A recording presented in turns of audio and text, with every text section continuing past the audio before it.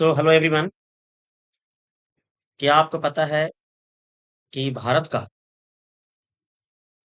कुछ ऐसा भी हिस्सा था जो 2004 की सुनामी में वो डूब गया था।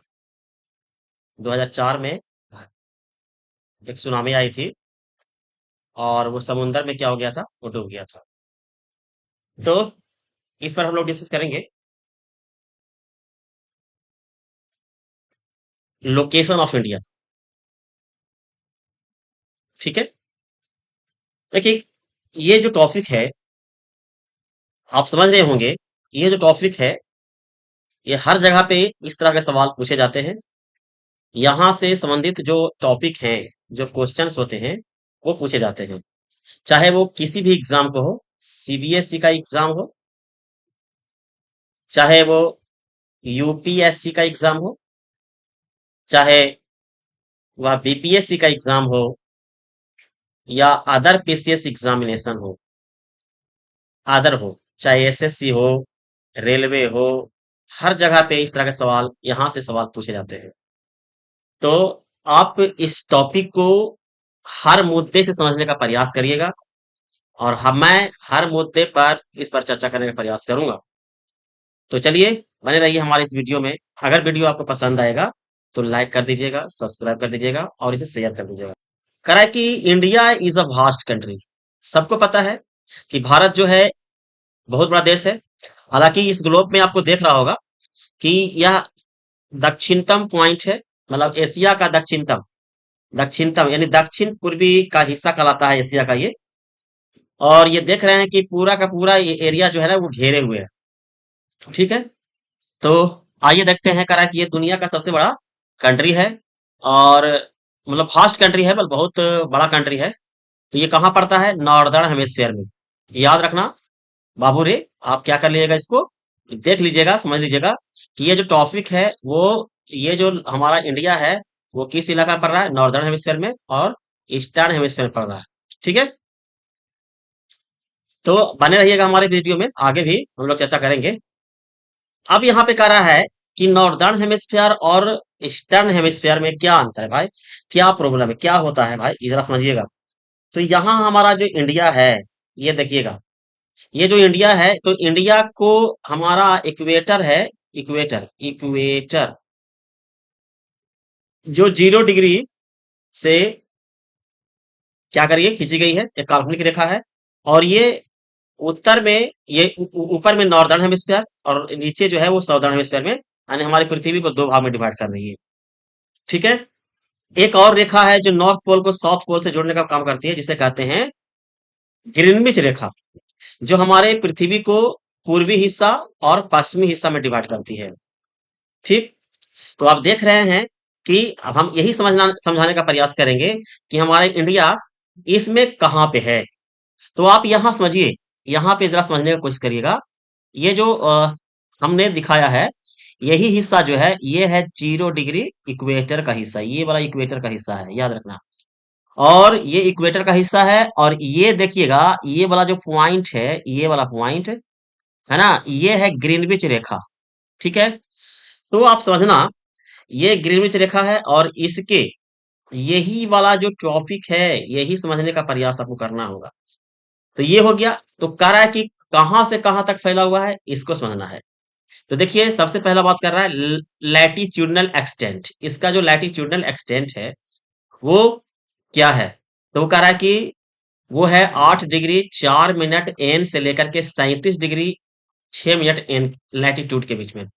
मतलब हमारा जो इंडिया पड़ता है बाबू रे, वो कह रहा है कि 8 डिग्री 4 मिनट एन से लेकर के और 37 डिग्री, याद रखिएगा, समझने की कोशिश करिएगा, 37 डिग्री 6 मिनट एन तक। आप जरा समझिए क्या कर रहा है, 8 डिग्री, अर्थात हमारा जो पृथ्वी है वह 0 डिग्री इक्वेटर क्या करती है, उसको काट रही है। ठीक है।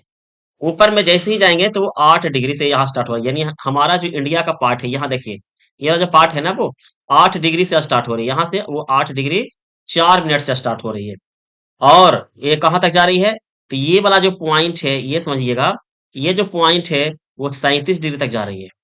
37 डिग्री 6 मिनट एंड तक, यानी 37 डिग्री 6 मिनट एन तक। तो एन यहाँ पे क्यों लिखा? क्योंकि हमारा इंडिया क्या है, नॉर्दर्न में पड़ रहा है। नॉर्दर्न मतलब इक्वेटर के ऊपर में पड़ रहे हैं, इसलिए इसका नाम लिख गया, इसके लिए इसके लिखा गया है नॉर्दर्न। ठीक है। ये हो गया लैटिट्यूडनल एक्सटेंट, यानी इसको हम कहते हैं अक्षांशीय विस्तार। हिंदी में इसको क्या कहते हैं? अक्षांशीय विस्तार इसको कहते हैं। ठीक। नेक्स्ट क्या कर रहा है? Longitudinal extent. लॉन्गिट्यूडनल एक्सटेंट मतलब इसे कहते हैं देशांतरीय विस्तार। देशांतरीय विस्तार ये क्या कर रहा है? तो 68 डिग्री 7 मिनट ई। अब देखिए ई की बात कर रहे हैं, तो ई कहां से कहां तक है? देखिए ये हो गया, इसको हम लोग क्या कहेंगे, ग्रीनविच रेखा। तो ये जो इधर वाला जो पार्ट आएंगे, इस ये वाला जो पार्ट हो गया, ये पूरा पार्ट यानी ग्रीनविच रेखा से इधर, ये हो गया ई अर्थात ईस्टर्न पार्ट। याद रखना, समझने की कोशिश करिएगा, ये हो गया ईस्टर्न पार्ट। ठीक है, इसलिए इसका नाम दिया गया 68 डिग्री 7 मिनट ई से लेकर के 97 डिग्री 25 मिनट ई लॉन्गिट्यूड, इसे कहते हैं देशांतरीय विस्तार। अब यहां से यहां हम लोग निकलेंगे, तो ये हमारा इंडिया जो है, ये पूरा इधर से अगर हम जाएंगे, तो हमारा इंडिया जो है कहां से स्टार्ट हो रही है? तो लॉन्गिट्यूडनल की अगर हम बात करेंगे, तो ये हो जाता है 68 डिग्री 7 मिनट एन से। इधर से अगर हम जाएंगे तब, और कहां तक? तो यहां तक अगर हम आएंगे, तो कह रहा है कि 97 डिग्री 25 मिनट ई तक ये फैला हुआ। तो यहां पे हम लिख देते हैं लॉन्गिट latitudinal extent. Latitudinal latitudinal extent की हम लोग बात करेंगे। लैटिट्यूडनल जो है एक्सटेंट है, वो है 8 डिग्री, 1 मिनट। ठीक है, वो क्या है? 8 डिग्री 4 मिनट एन से लेकर के 37 डिग्री 6 मिनट एन। उसी तरह से हम बात करेंगे लॉन्गिट्यूडनल की बात। लॉन्गिट्यूडनल एक्सटेंट जो है, वो क्या है? 68 डिग्री 68 डिग्री 7 मिनट। ठीक है ना, 7 मिनट। ठीक है, 7 मिनट। ठीक। और कहां तक? तो वो हो गया 97 डिग्री 25 मिनट ई तक फैला हुआ है, यानी इसको हम लोग इस टर्म कहेंगे। उम्मीद है ये पॉइंट समझ में आ गया। आपसे ये सवाल पूछा जाता है बाबू रे, इस तरह के सवाल पूछ लिए जाते हैं। ठीक है, तो उम्मीद है ये बात समझ में आ रहा होगा। अब आपको ये जानना है कि अच्छा यहाँ पे जो हम लोग मिनट लिख रहे हैं ये क्या है, ये भी जानना जरूरी है। तो आप सबको पता है कि पृथ्वी 1 मिनट में, याद रखना, पृथ्वी जो है, सॉरी, पृथ्वी जो है 1 डिग्री घूमने में 4 मिनट का टाइम लेता है। तो 15 डिग्री घूमने में कितना मिनट का टाइम लगेगा? तो 15 × 4 = 60। ठीक है ना। तो इस तरह से देखिएगा, 360 डिग्री घूमने में अगर हम 4 से तुलना करेंगे, तो आप निकालिएगा, तो क्या हो जाएगा? 0। फिर क्या होगा? 6 × 4 = 24 के 4, बाकी हाथ में 2, और 3 × 4 = 12, 12 × 2 = 14। यानी इतना मिनट का टाइम लेता है, अर्थात हमारा पृथ्वी लगभग 24 आवर्स में क्या होते हैं? 24 आवर्स में हमारा पृथ्वी घूम जाता है।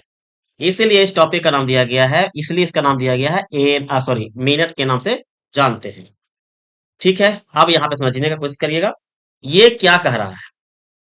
ये कह रहा है ट्रॉपिक ऑफ कैंसर, हमारा पृथ्वी, हमारा जो इंडिया है, हमारा जो इंडिया है, हमारे इंडिया के बीचों बीच से, है ना, गुजरती है कर्क रेखा। ट्रॉपिक ऑफ कैंसर कहते हैं इसको, कर्क रेखा। इसको हम लोग क्या कहेंगे? कर्क रेखा कहेंगे। तो कर्क रेखा हमारा इंडिया के बीचों बीच से होकर गुजरती है, अर्थात कर्क रेखा जो है कितना डिग्री से जाती है? 30 degree 30 minute, 23 degree 30 minute M. यानी हमारे पृथ्वी, हमारे भारत के लगभग लगभग बीचों बीच से होकर गुजरती है। यहाँ लिखा हुआ है it pass through the centre of the country, यानी जो ट्रॉपिक ऑफ कैंसर है, वो लगभग सेंटर ऑफ द कंट्री यानी हमारे देश के बीच से होकर गुजरती है। ठीक है, तो कह रहा है कि dividing it almost 2 equal parts, ये लगभग लगभग 2 इक्वल पार्ट्स में इसको डिवाइड करता है। अर्थात हमारे इंडिया के 8 स्टेट से होकर गुजरते हैं, और वो 8 स्टेट का नाम क्या है? एक का नाम गुजरात है। हम लोग इधर से जब चलेंगे तो गुजरात हो जाएगा, दूसरा नाम क्या है? राजस्थान है, तीसरा मध्य प्रदेश है, चौथा जो है वो छत्तीसगढ़ है, पांचवा झारखंड है, और छठा वेस्ट बंगाल है, और सेवन जो है वो त्रिपुरा हो जाएगा और मिजोरम हो जाएगा। ठीक। तो आप देख लीजिएगा कि कहाँ कहाँ से ये सब जो स्टेट्स हैं वो कहाँ पड़ते हैं। ओके। तो आइए हम पहले पहले हम समझा देते हैं कि ये कहाँ कहाँ पे पड़ सकते हैं।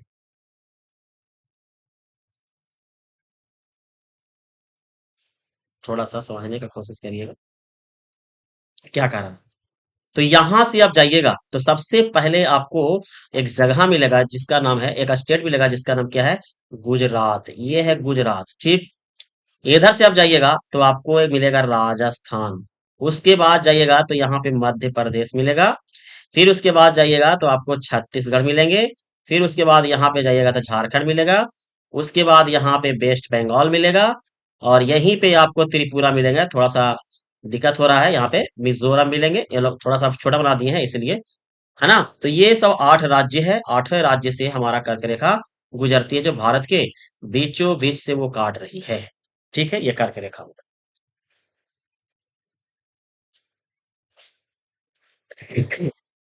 चलिए फिर हम लोग बात करेंगे आगे। अब यहाँ पे क्या करा है, यहाँ पे हम लोग समझ लेंगे आइलैंड ग्रुप्स। ठीक है। थोड़ा सा इसको दूसरा कलर कर लेते हैं, आइलैंड ग्रुप्स, जिसे हम लोग कहते हैं द्वीपीय समूह।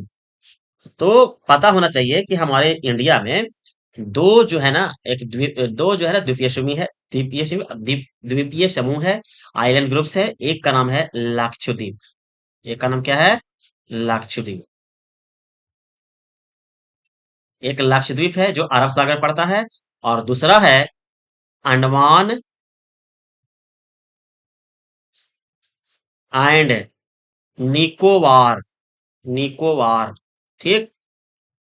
तो यहां पे समझिए क्या करा, ये कह रहे हैं कि अंडमान और निकोबार जो आइलैंड है वो lie to the south east of the mainland in the bay of Bengal. यानी साउथ ईस्ट में पड़ रहा है। साउथ ईस्ट मतलब दक्षिण पूर्वी इलाका में। देखिए यहाँ पे नॉर्थ हो गया, ये साउथ हो गया, ये ईस्ट हो गया, और ये वेस्ट हो गया। तो ये वाला पार्ट जो कहलाता है ना, वो साउथ ईस्ट कहलाता है। देखिए ये वाला पार्ट जो है ना साउथ ईस्ट हो गया। ये यहाँ से अगर हम बात करेंगे, ये वाला पार्ट, तो ये हो जाएगा जो नॉर्थ हो जाएगा, ये हो जाएगा साउथ हो गया, ये हो गया ईस्ट, और ये हो जाएगा वेस्ट। तो ये वाला जो इलाका है वो क्या कहलाएगा, साउथ ईस्ट। ठीक। उसी प्रकार से हम देखेंगे कि लक्षद्वीप है। यहाँ पे लक्षद्वीप आइलैंड क्या है, एक हो गया अंडमान निकोबार आइलैंड, और दूसरा हो गया लक्षद्वीप आइलैंड। तो लक्षद्वीप जो आइलैंड है बाबूरे, वो कहाँ है, तो south west mainland in the Arabian sea. South west यहाँ पे है ना, ये हो गया, ये हो गया वेस्ट, ये हो गया साउथ। तो इसके बीच का जो एरिया है वो क्या कहलाएगा, वो साउथ वेस्ट कहलाएगा। ठीक है। अब हम थोड़ा सा इंपॉर्टेंट टॉपिक पर बात करेंगे। इंपॉर्टेंट टॉपिक क्या है, ठीक है। देखिए इंपॉर्टेंट टॉपिक क्या है ये समझिए। इंपॉर्टेंट पॉइंट्स क्या है जरा समझो। The southern most point of the Indian union, यानी भारतीय संघ का जो दक्षिणी जो पॉइंट है, दक्षिणतम पॉइंट, जिसका नाम दिया गया है इंदिरा पॉइंट। क्या नाम है उसका, Indira point. Got submerged under the sea water in 2004 during the tsunami. अभी कुछ देर पहले हम लोग हमने शुरुआत में ही बताया था कि 2004 में, यहाँ पे देखिए हम यहाँ पे बना दिए थे कि 2004 में, चलिए यहाँ लिख देते हैं कि 2004 में एक सुनामी आई थी हमारे इंडिया में। तो इसी सुनामी में जो इंदिरा पॉइंट था, इंदिरा पॉइंट जो दक्षिणता पॉइंट कहलाता है, ये क्या हो गए थे, सबमर्ज हो चुके थे, मतलब डूब चुके थे। ठीक है। तो ये बात समझ में आ गया होगा, आई होप समझ में आ ही गया होगा, कोई दिक्कत नहीं है। अगर आपको ये वीडियो अच्छा लगा है तो आप कमेंट करके जरूर बताइएगा। ठीक। और लाइक कर दीजिएगा, शेयर कर दीजिएगा। चैनल पर नए आए हैं तो इसे सब्सक्राइब कर दीजिएगा।